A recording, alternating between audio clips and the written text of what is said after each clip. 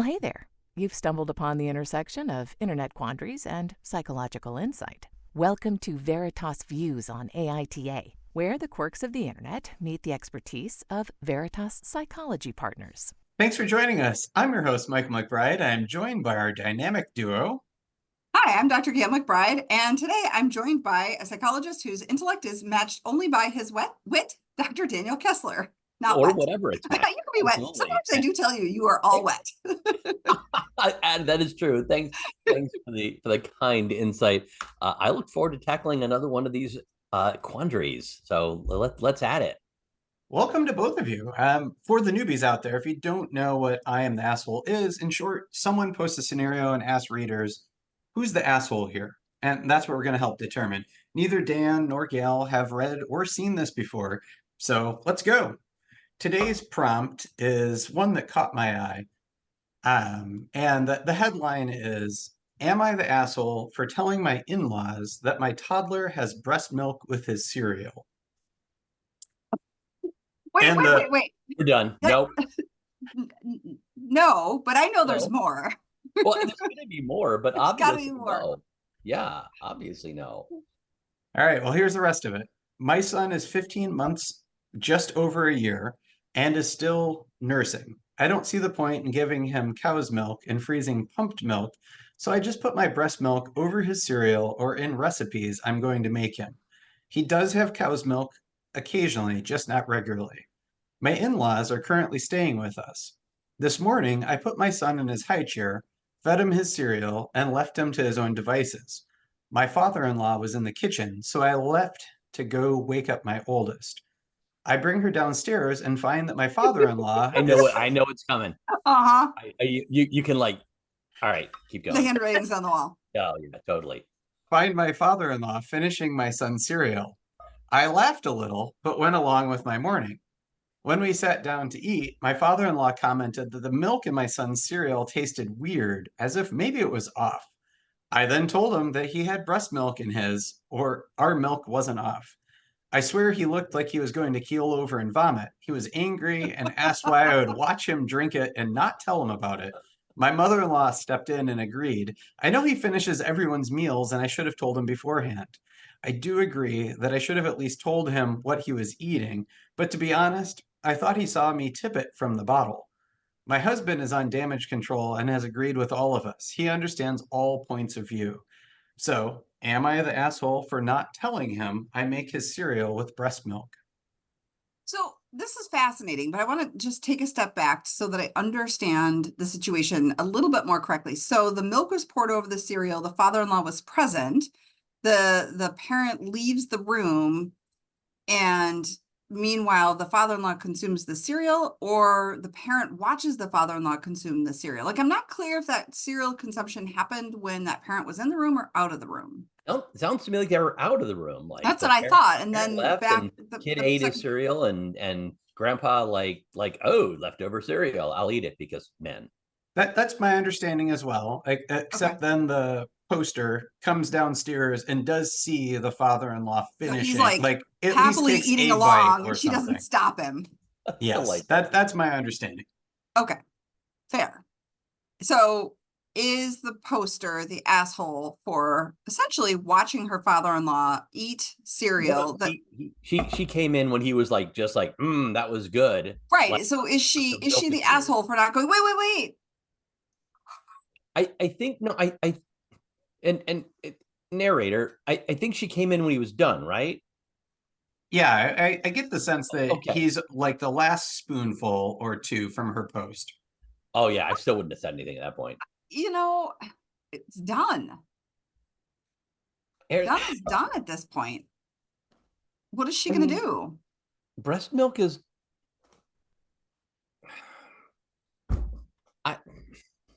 I'm at a loss for finding out why everyone isn't just laughing.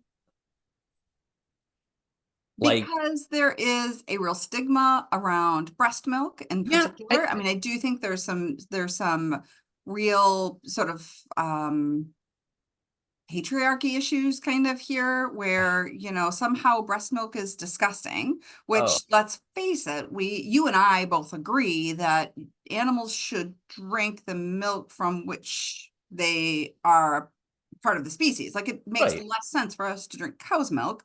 We're No, not cows. no. Cow's milk is very well evolved to create a 2 ton a heifer out of a small calf, and is excellent for doing that. It not so excellent for necessarily for humans as much. Although my apologies, I may get a little hate for that. But I mean, if anything, cow's milk is like the less natural thing for us to be eating than breast milk, human Yeah. milk. And I think it's a complicated history. I think about when I talked to my own mother about becoming a parent and what breastfeeding looked like over the time.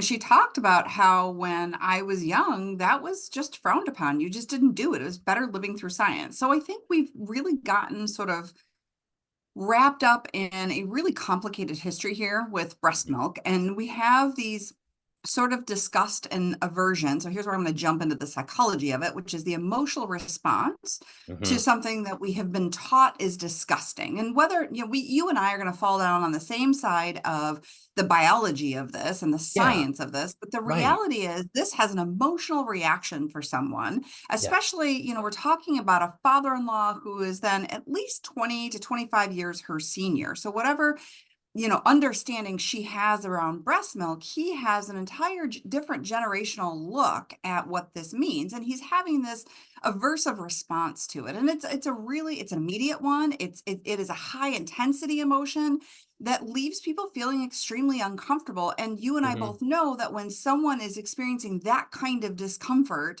others want to rush in and protect or take that discomfort away. I mean, that's part of the function of human emotion is to shield someone from that, or at least, come together as a community and alleviate some of that. I So I I understand the dynamic here. I appreciate that because like thank you for kind of to some degree coming to his rescue because I was just like, dude, get over it.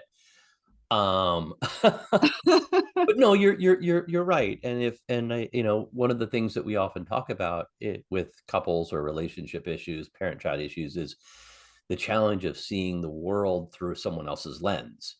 And through my lens, the whole reaction is ridiculous. Like, yeah, you might not want to, and maybe she should have said something, just in case, knowing that he finishes everyone's food, and perhaps knowing that he might view breast milk differently. And I'm having, and I will admit, I'm struggling to get out of my own lens, which is like what a, and get into his lens, which is breast milk is not something that should be consumed by anyone but babies, and maybe, and if we're gonna make assumptions about him, maybe even like by babies in a private spot where no one can see, because that's not a thing we do in public, which is not my opinion, obviously, because Right, women no. should nurse wherever, whenever it is they feel it's the right time to do so, regardless of what anyone else thinks or feels. Because yeah, That and I think here's the other, I mean, maybe the counterpoint is, why is this person, this parent, responsible for grandpa's eating habits? Why does she need to anticipate that he is going to finish food and be responsible for another adult human? Like, she's raising, and she grew, I assume, and is raising a small human. I don't know that she needs to be responsible for another adult human. That human should be a little bit more responsible for the things that he puts in his mouth. I mean, she's got a lot going on with this 15-month-old baby putting shit in his mouth. no, no, Maybe no. worry less about what grandpa puts in his mouth. I mean, that's more the position I held initially here, and Yes. I'm definitely on board with that. That her level of, I mean, if we're going to jump to the end here to some degree, like her level of Mhm. responsibility for him is relatively low. He is, Yes. as a grandfather, presumably a grown ass man.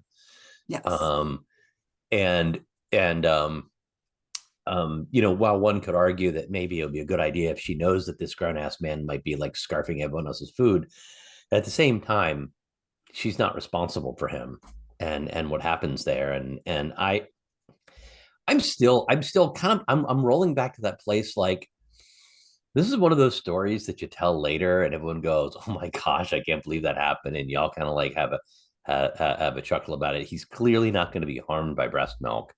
Um, he may find it kind of an unpleasant thought to be, Drinking his daughter-in-law's breast milk.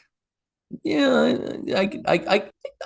I could see his like, but this has come up. I remember talking to this person many years ago, like mom and daughter. Mom was like in her 40s and daughter was like 20s, and mom was babysitting, and they both had babies at the same time. Mom had a late life baby.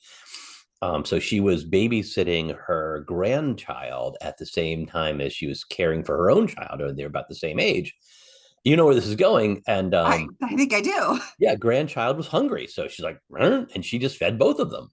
She was nursing. She was, and daughter was distressed by that event. And I was kind of like, but this is the way humans did it for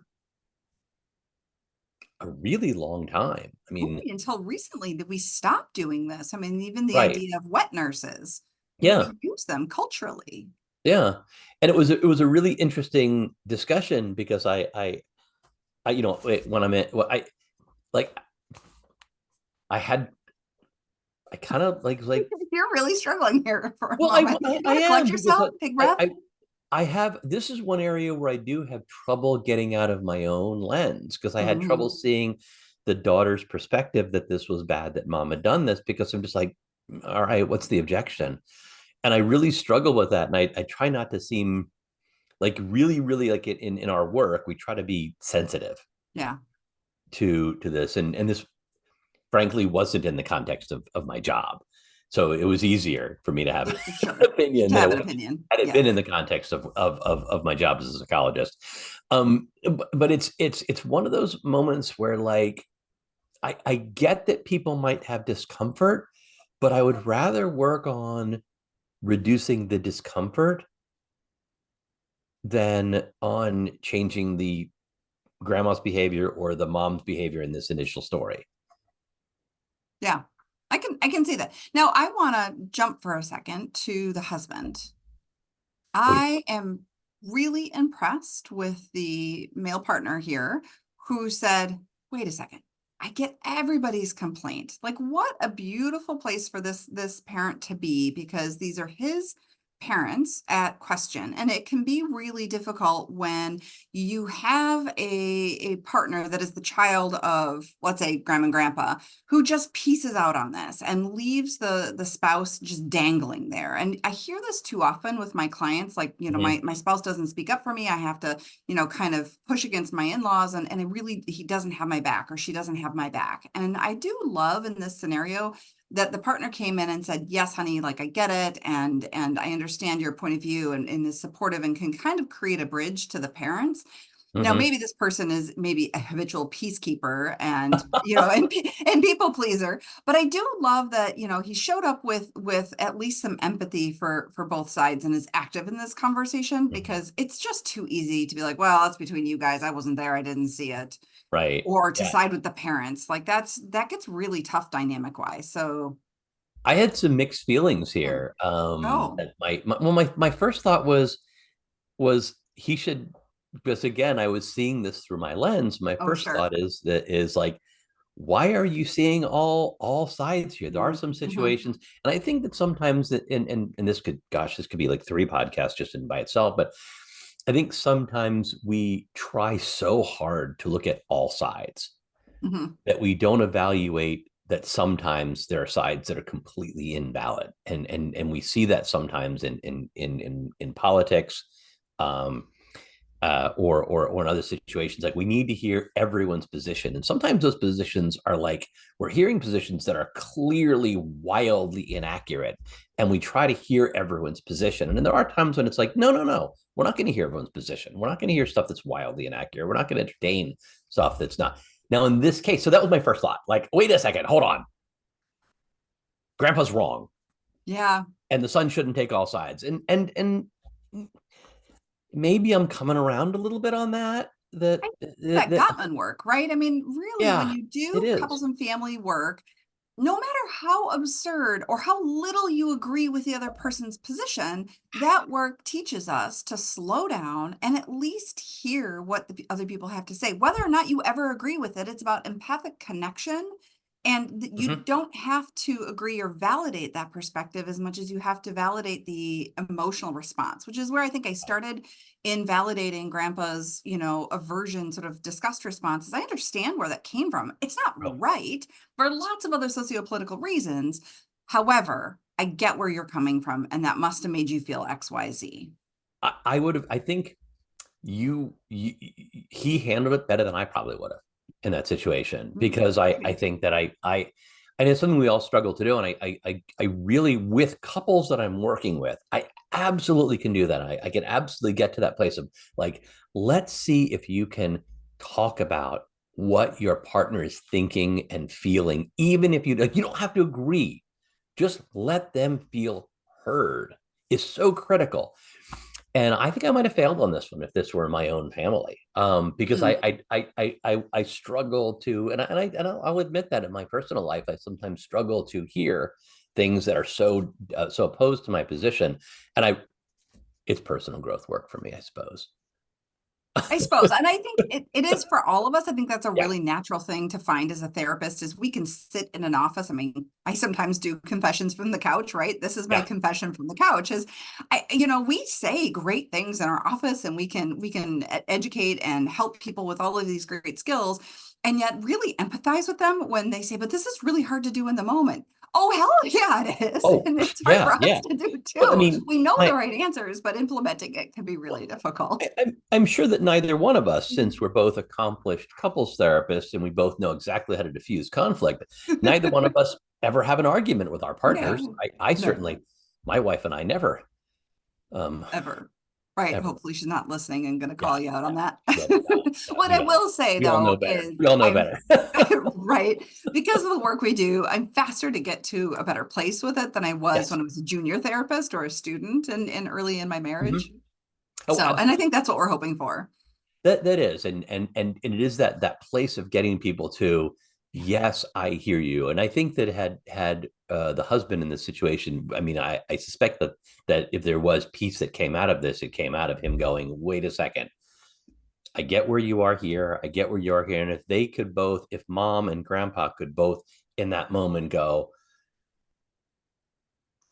okay, and get to that spot, I suspect what happened in the moment is there's just big conflagration. And once you get mad and you feel wrong, that righteous indignation gets you stuck. Absolutely. And I'm imagining what I said earlier about a high intensity emotion. So you've got this aversion, disgust emotion that hits high, and then, anger not being kind of a singular experience.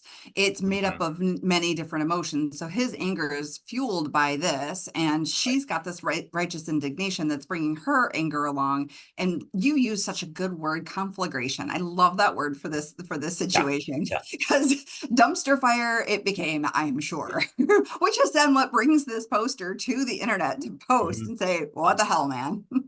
So let me ask really quick, guys. We're getting rained it sounds like you both were squarely on the side of not the asshole, and then now you're kind of at the point of either a very soft everybody sucks here or no assholes here. Is that fair? No, that would not be my take on it, Dan. Well, my take on it is everyone could have done something a little bit different in the beginning. Once they got angry at each other, it sounds like they all got stuck. And in that case, maybe they were kind of dickish to each other. But I think at the beginning here, they were like again, I where I was at the beginning is kind of where I am now. This was an opportunity for this family to see this as a mistake, that a little bit of a mistake that mom made, a little bit of a mistake that grandpa made. Toddler, maybe he should have finished his cereal. So maybe everyone made a small mistake here, and then everyone got mad, except for husband, who apparently was the good guy here. Everyone got mad at each other and got stuck. So at the beginning, like no one's really the asshole, but then like maybe Everybody we should get so starts to caught up in suck a our little. shit. Yeah. What do you think, Gail? Yeah, I think I mean, honestly, I don't think the poster's the asshole. I think she got stuck, but I wouldn't say she sucks. So, Yeah. on the slider meter, I might give her a 3 or a 4.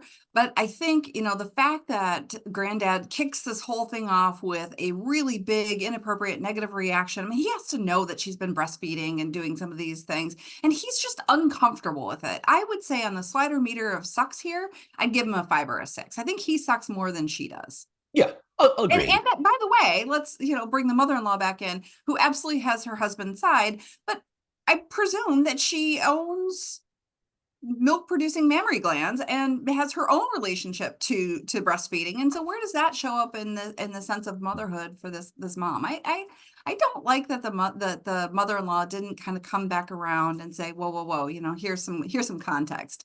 Because I that's a didn't even natural ally for this daughter-in-law. I didn't even catch that. Yeah. In the last few minutes here, as I'm talking it through, Yeah. my brain pings off of this other, little examined behavior of the mother-in-law. Right. No, because husband tried to mediate and create a connection, and mother-in-law just got all indignant with her husband, and Yeah, I but probably also, I mean, we're going to roll back to that's probably also a generational thing. I think so. That depending on where she falls, Mhm. I'm 59, and the switch had already clearly migrated towards breastfeeding in my generation, but it wasn't 100%. It wasn't anywhere near 100%. Right. There were still a lot of people who saw breast milk as not as good, and were bottle feeding and now that shift has really gone back, and thankfully gone back, because like Mhm. millions of years of evolution have created the perfect food for babies. Why would we think we could do a better job in a lab with artificial shit? Yes. That's just So anyway. But you you got a you field from the mother-in-law comment. Was there more I, with the mother-in-law? And yeah, I may be even more annoyed with her, but yeah, at the I mean, but I think but at what the you same said, I time, mean, it's there's contextual and it's generational. She yeah, has, there is some sense of then there's sort of more of a traditionalist dynamic happening here with the mother-in-law and the father-in-law, and she's absolutely having her husband's back instead of looking at this bigger picture. So yes, I think I'm just, again, in the slider of all of this, she's a 4 or 5 for me. I'm annoyed by her. yeah. Um, I hope that this family gets to the place down the road where they can tell this story. I want this story told at this child's graduation I party do. I do, or their exactly. wedding. Yes, I want this story told later on, and like Mhm. everyone just laughing and thinking that Yes. that wasn't this kind of a funny happenstance, not um and you know what? Actually, let me back up here. Wouldn't it be great if instead of it being like it wasn't even funny, like it was just like, oh yeah, that happened, because breast milk is no big deal either way. Like it's just a food for babies. So Yeah. like the fact that he had it was like, oh yeah, oops, sorry about that. Yeah. Like, and it wasn't funny either way, because it wasn't like, It's true. oh my gosh, it's like, so now I'm kind of That's rolling a back really and good thinking point. Wow. Are we maybe my assholes? Because maybe my we are reaction still that it was stuck in our funny own was our own driven breast milk by, beliefs. yeah, maybe my reaction to this is funny is driven by my own sort of like Mhm. being raised within this sort of patriarchal world where we view breasts and breast milk in a negative way and all of this. And instead of it being funny, it's just like, oh, oops, Yeah. okay, Yeah. like, oh, I didn't know that. Like, all right, you want me to clean the bowl? Like that's that wouldn't that be the best part of the story? Is like, oh, That you would know, be it's a my great breast milk. ending. Oh, I wonder why it tasted funny. Oh, okay, and then they go Yeah. about their business. Like Right. And it's that's like the ideal Tuesday. story here, I love it. right? Yeah. It's not funny at all. It's Good nothing. point. Yeah, and maybe the milk doesn't taste funny, it just tastes different than expected. But um you will not be surprised probably to realize that the internet went um all in on a very small on one aspect of the story, which was how dare you feed breast milk to your child in his cereal, or um that's perfectly natural. Like that was the main Oh, very argument here, dichotomous was black and it white. was 50-50 split Okay. that way. And then the few Mhm. people who actually engaged with the conversation either said you're not the asshole for not telling him, because even though you maybe have seen him consume leftover food in the past, like you couldn't have known that was going to happen when you left the room. He's a grown ass man, blah, blah, blah, blah. And a lot of people liked going down that rabbit hole of like, well, how involved is this grandparent? Like if the grandparent has been around, he knows the breast milk and all that stuff. And then you're the asshole side of it is you're the asshole for laughing.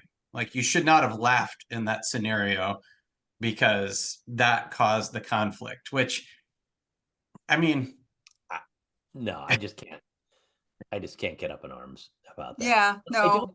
I don't understand any of the people who are like, why would you put breast milk in cereal? It makes perfect sense to It put breast lacks milk in the basic cereal. information. I believe the WHO, the World Health Organization, still recommends that babies consume breast milk up to 2 years of age. So even with a lot of mothers or breastfeeding parents in the United States who try to breastfeed for the full year, that's still only half of the WHO recommendation. Right. So, it's a complicated topic, and I think it's still fraught with troubles and problems. And I think we've come a nice distance with that, but not nearly far enough. No, we really Can have. I want to tell a story here, unless the host is going to give me signals otherwise. But I had my first child, and I had breastfed, and we did quite well, and enjoyed that time with him. And I think I was pregnant with or about to become pregnant with my second child, and my cousin, who had a child just older than my oldest and probably had just had her second. Like we have kids that are sort of what's interspaced somehow. Anyway, she was telling me about this book that she had read. She's a professional working mother. And it was one of those books that just sat with me and resonated with me in such an important way. So I wanted to mention it here. It's called The Milk Memos. Now, I don't remember the author, but it was such a good book because essentially it's a compilation of notes that women who were breastfeeding wrote to each other. I believe they worked at IBM back in the day when they didn't have a lactation room for these mothers. And so they were returning to work and they were pumping and trying to continue to breastfeed their babies. And they were using a janitor's closet, and they had to fight for that space.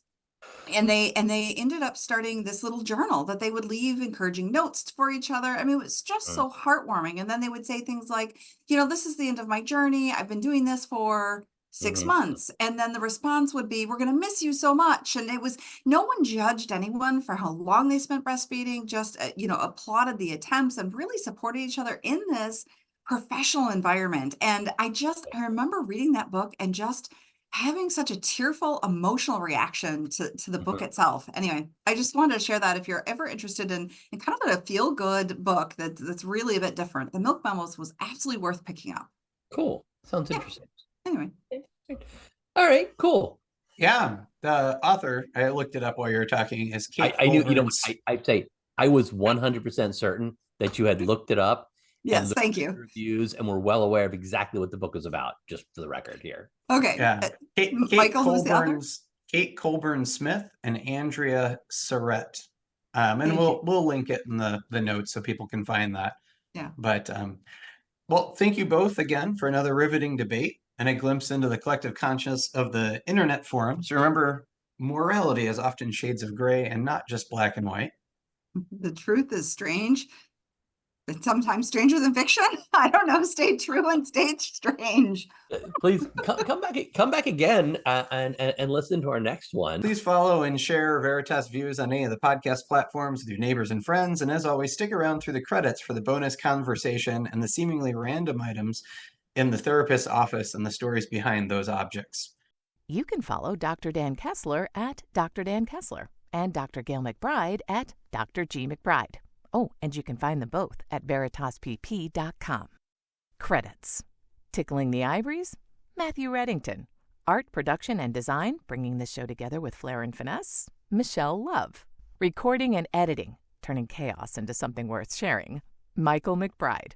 Intro, outro, I'm Kelly Buttrick, a VO talent who just happens to be Dr. MacBride's cousin. Cats, CJ, Linus, Sadie, and Griffin. Hosting by whomever lost the coin flip. Interruptions by all their children. The content of this podcast is for informational and educational purposes only and is not a substitute for professional mental health advice, diagnosis, or treatment. Listening to this podcast does not constitute a therapist-client relationship. If you believe you may be experiencing a mental health issue, please seek the assistance of a qualified mental health professional. If you are experiencing a mental health crisis, you can call or text 988 from anywhere in the U.S. to be connected to Crisis Mental Health Services. Thanks for listening. And as promised, here's the bonus conversation. Okay, Gail. Yes. Fish in your office, like a Yes. knitted fish. What's Crochet, with the but fish? yes, go on. What's crocheted? Crocheted. Yeah. Crocheted. What's with the crocheted fish? Okay. So, I mean, if you look around behind me, this is my office / craft room. I do enjoy being creative. So that's a nice way for me to balance the work I do and give me kind of a very different outlet from being a therapist, which sometimes people ask me, how do you do this? Well, that's how I do it, is I have a robust life that's separate from being a therapist. And one of the things I always enjoyed doing was creating a handmade gift for my children's elementary school teachers. I wanted to do something. And one year, someone posted this image of this crocheted fish in a jar with pebbles on the bottom, and you crochet some seaweed and you hang it by an invisible thread line. And so it looks like this fish in a jar. And so I did that for gifts one year. But I always tried, when I do these handmade projects, I try to make one first because there's mistakes and learnings that I have. And I usually keep that one. So that one I kept and I brought into my office. And I didn't realize, I wish I could take credit for really planning this, but one of my patients asked me about it. And I realized that it reminded me in that moment so much of the little jar that Bill Murray takes along in that movie. Oh, shoot, what's it called? The one, What About Bob? And he's got the fish, he's got the goldfish, and he travels everywhere with this goldfish. So I named the goldfish Bob. I refuse to see it. I've not seen it. I haven't seen it in a really long time. For the most part, I don't like movies with psychologists in them because they tend to be like wildly inaccurate or wildly inappropriate. The psychologist is always doing something terrible. Yeah. And people tell me all the time to watch it. And now it's just become a thing. Like, I'm not going to do it. You know what? I wouldn't, because it's not a good representation of a therapist. I mean, he's got this patient and he's a psychiatrist, I think. And it's, there you go. Oh, Mr. Holland's Opus. I can't come up with the actor's name now. Dreyfuss? Richard Dreyfuss is the psychiatrist, and he's really not very nice, and he's inappropriate, and so it's not a good therapist movie. But Bob as a character is hilarious. Well, perhaps one day I'll get over my aversion. Hey, thanks so much. We'll do this again next week, right? Absolutely. Yeah. Great. Stay tuned. Bye-bye. Bye. We love hearing from you, so please review us on Apple, Spotify, or, well, wherever you're listening. If you enjoyed this podcast, please review, like, and follow. Also, give it a share. This helps us reach more listeners.